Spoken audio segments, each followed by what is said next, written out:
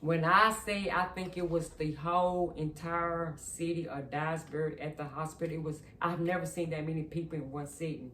I've seen ambulance just so many ambulances lined up, and I was like I said, something not right. I said, I need you to go up there and see what's going on and come back and tell me. I said, please just come back and tell me if it's Jimmy.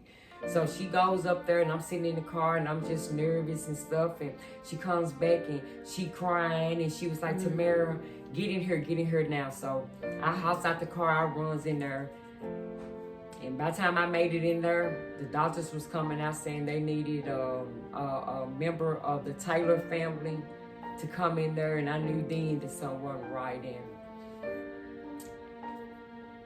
I went outside. I couldn't take it. I broke down. I never forget May. She held me and walked me through that. Because from that point on, I'm out there. I didn't know what to do.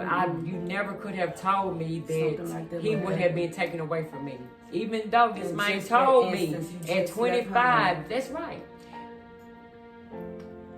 Y'all, when I got home, I never ever forget. I made it back home to my house.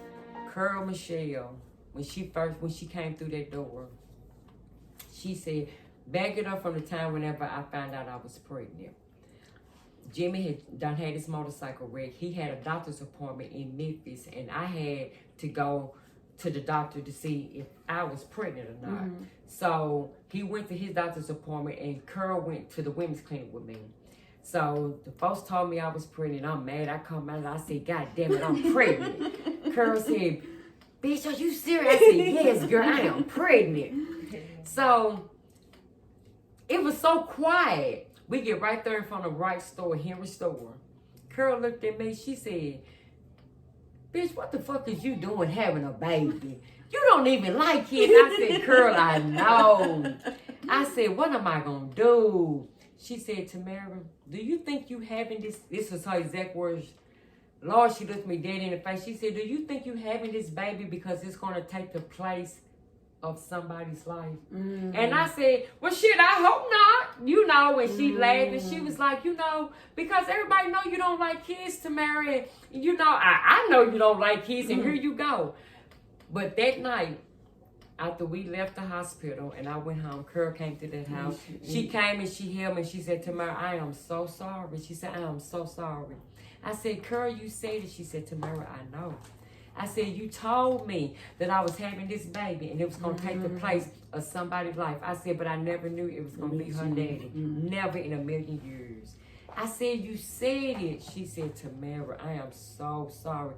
I said, Curl, you said it. But y'all, that morning, this man told me he couldn't tell me why. He couldn't tell me why he said it. He was so sincere, had the blankest look on his face, but he told me I was not going to be here for you when I had Jada Boo. And he told me he wasn't going to be in the living room with me, but I made him a lie of that because I had his picture right by my bedside. And I said, baby, you said you ain't going to be here, but you right here with me. You right by my side. You are right by my side.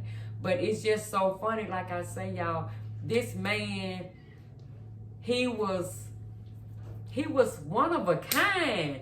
I've never seen nobody that speaks into and just knew some of the things that he, y'all, and he always told me, I just wish I can sleep. And I was like, what you mean? I said, hey, you sleep every night. I said, shit, you sleep good. Talking about no. But I used to say, Jimmy, what you mean? I said, you sleep every night. I said, shit, you sleeping comfortably. He was like, baby, no, I don't. He said, I can't tell you when the last time I slept. He said, I don't sleep. He said, my mind won't let me. He said, my mind constantly always going or trying. I'm always trying to think of how to make more money. That was his, I ain't gonna say that was his problem. He said, my mind won't stop. He said, I just always got to think of how to, okay, if I make this thing, how can I make more?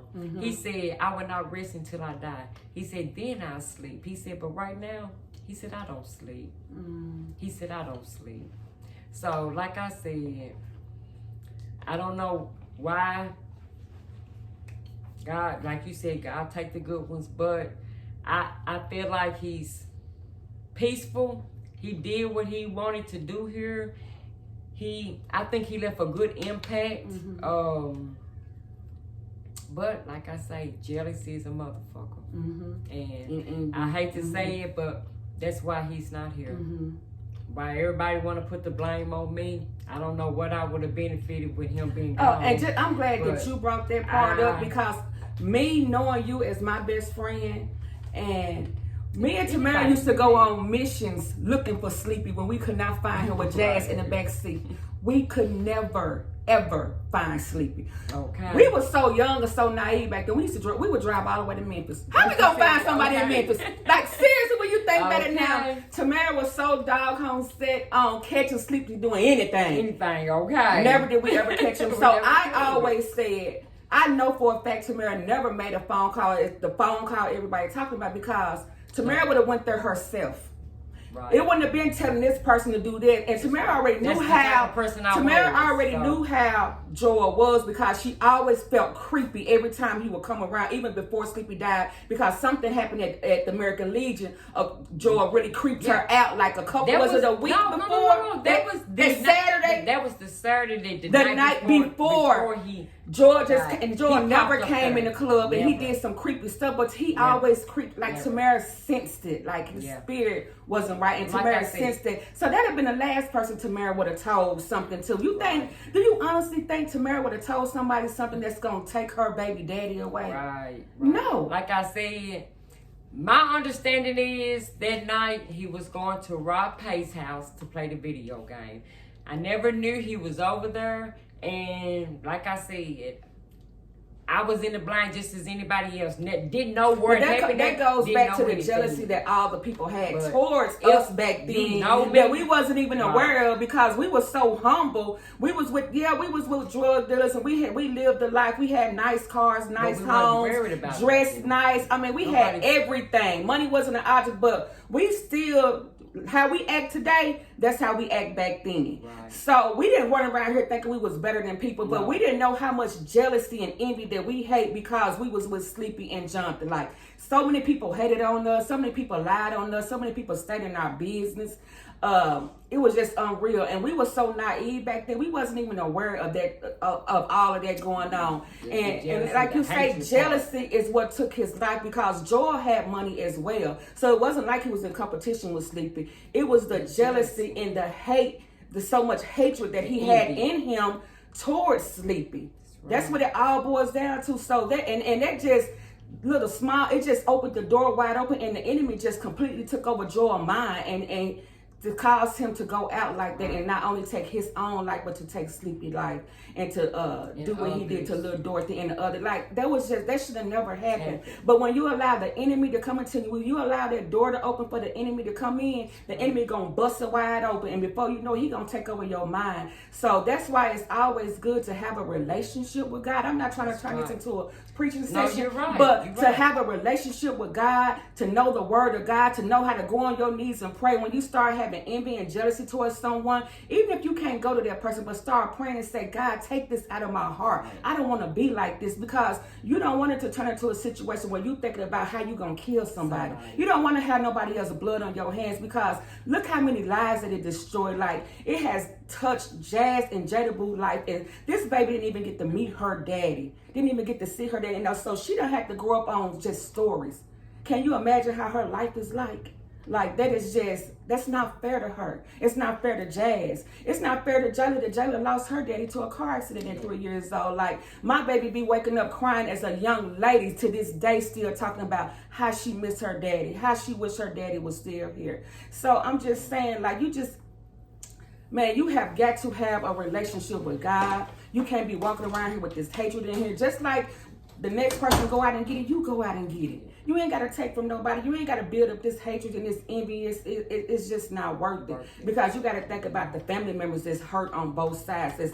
It affected Dyersburg as a whole when Sleepy was gone. On that night when Sleepy died, I was on my way to Milwaukee. When I got the news, I turned around and came back to Dyersburg. Made it here that morning, went straight to Tamara's house. and did not leave her side. I still can't even remember what happened at the funeral because it was just a blur. You just numb at that point. Even with Jonathan's funeral, I was just so numb. I can't even tell you what happened at Jonathan's funeral because I was just so numb. I was so hurt. But just like Tamara said, the last time I saw Jonathan, we was at the mall that day on a Friday. I said, Jonathan, give me some money because Jonathan had moved out and got his own place because people were always in our business. And in Jonathan's mind, I was cheating on him, baby. I was not about to cheat on my husband. I had the best of life. I love that man so much, but you know, it is what it is. It happened. God allowed things to happen for a reason. So Jonathan ended up moving out and had his own place. So the day before, I saw Jonathan at the mall, him and Lamar, and I was like, give me some money so I can buy Jelly some shoes. He like, I ain't got no money. I'm not giving you no money. So I cussed, just like how Tamara said, she cussed Sleepy out. I cussed Jonathan out so bad. Guess what? That was the last time I saw Jonathan. The next time I saw Jonathan, I was identifying his body.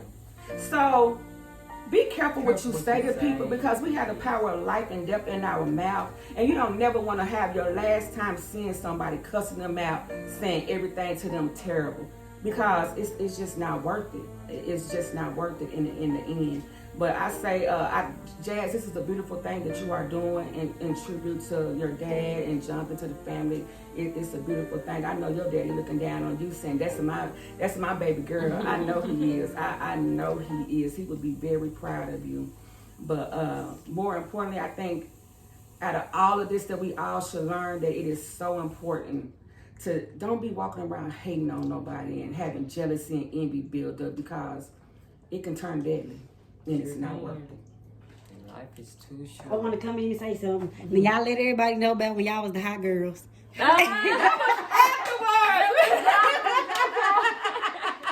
she would have to throw it in.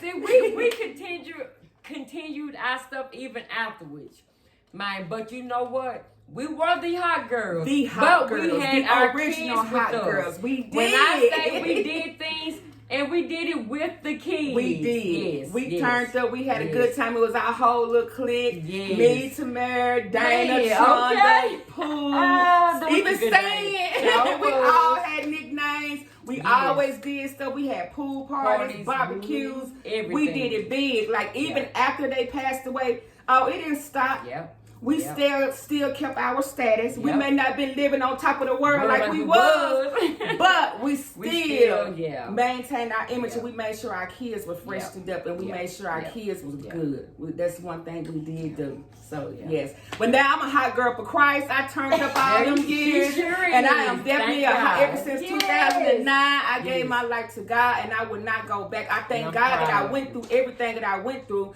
because therefore, when I get ready to minister to somebody, I can't be looking upside their head. Because baby, if you knew my story, all the things that I went through, so I understand. So I thank God that I did go through what I went through, and He brought me out. So. Yes. I'm a hot girl for God now. Sure is, baby. Yes, she is. Yes, she is. Yes. All right. Oh.